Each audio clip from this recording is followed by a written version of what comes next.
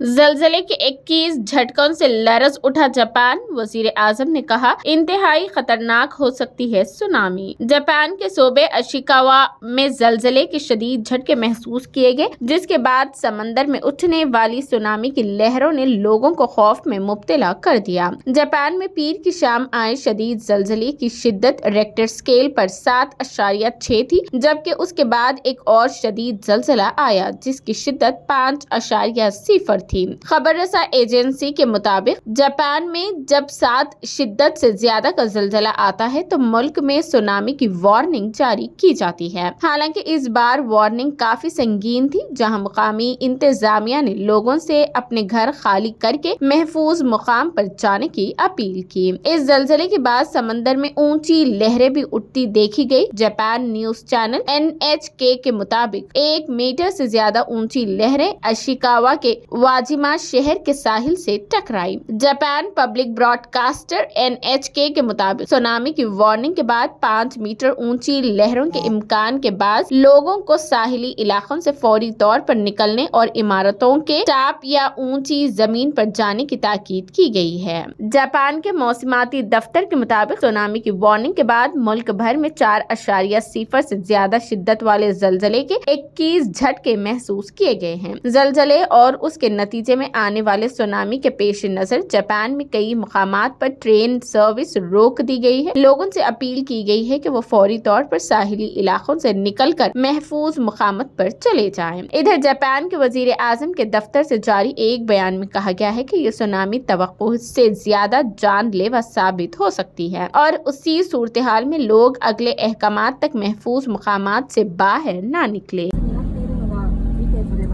一発目到着中、津波一発目到達中、萩浦橋到達、萩浦橋到達中、うわ一発目行きます。お家が全壊で倒れてしまっています。避難所に向かおうとする車と、なんかちょっとパニックになってます。高台にみんな行こうとするんだけど、途中の道路がダメでひどいことになってるみたいです。なんか情報が錯綜していて、今みんなパニックってます。冷静になれるように祈っていてください。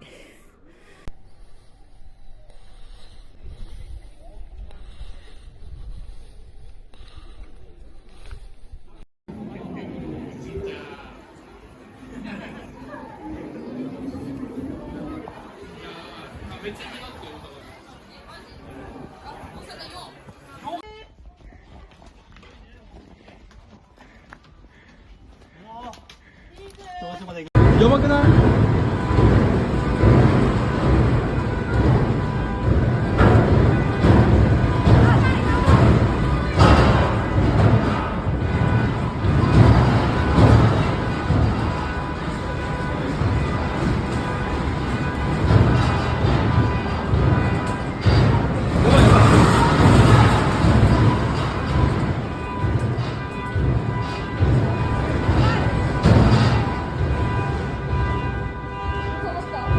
いや、まだまだある。